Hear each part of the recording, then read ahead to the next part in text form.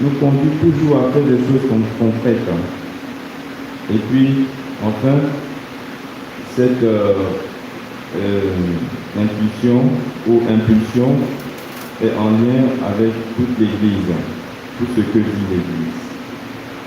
Bref, pourquoi je rappelle ça? Je rappelle ceci tout simplement pour dire que l'Esprit Saint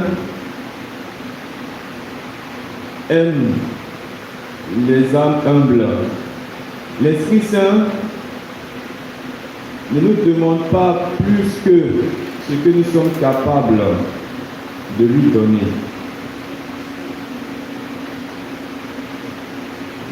Je me souviens comme ça une fois, il y avait une quête spéciale et puis celui qui invitait l'assemblée à faire la quête a dit que, vous savez, donnez, et Dieu vous le rendra. Donnez même les derniers billets, les derniers jetons qui sont dans votre poche. Et en route, Dieu va susciter quelqu'un pour vous accompagner à la maison. Et une fois, donnez, il n'y a pas de problème. Donnez. Donc, vous voyez le genre de discours, non? Et puis, chrétien, tu es là, tu es un peu content, tu es un peu fâché. Bon, Dieu t'a visité, non, tu es un peu content. Et puis après, vient tu te fâches un peu.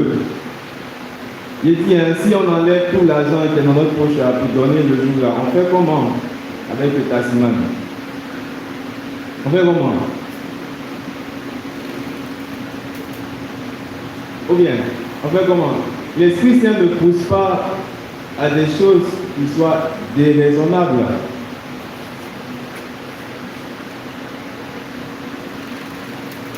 Bien. Et à côté de l'humilité que nous enseignons aujourd'hui, il y a une deuxième chose, c'est l'amour gratuit et désintéressé. Alors ça c'est important. Il est dit ici, quand tu donnes un dîner, n'invite pas tes amis, ni tes frères, ni tes parents, ni tes riches voisins. Sinon, eux aussi te rendraient l'invitation et ce serait pour toi un don en retour. Au contraire, quand tu donnes une réception, invite des pauvres, des escroquiers, des boiteux, des aveugles. Et puis, le Seigneur ajoute, heureux seras-tu, parce qu'ils n'ont rien te donner en retour. C'est vraiment ici la clé, l'amour gratuit et désintéressé. Cette chose, elle est merveilleuse, parce qu'elle peut convertir le cœur de quelqu'un qui est endurci. Il y a un film qui s'intitule L'Apôtre. Je vous invite à regarder ça si vous avez le temps. C'est la conversion d'un musulman au catholicisme. Et qu'est-ce qui a touché en premier lieu ce musulman? C'est un geste désintéressé d'un garagiste à son égard alors qu'il venait d'être heurté par une voiture. Il n'a pas été blessé, mais son vélo était un peu façon, donc il fallait réparer le vélo. Le garagiste ne dit pas qu'il est chrétien, il prend son vélo, il repart, et puis au moment où ce musulman veut lui donner l'argent, nous donc c'est bon, regardez. Il a été témoin de la scène, il a vu qu'il avait raison et il n'a pas souhaité qu'il dépense encore. Il a besoin de garder son argent.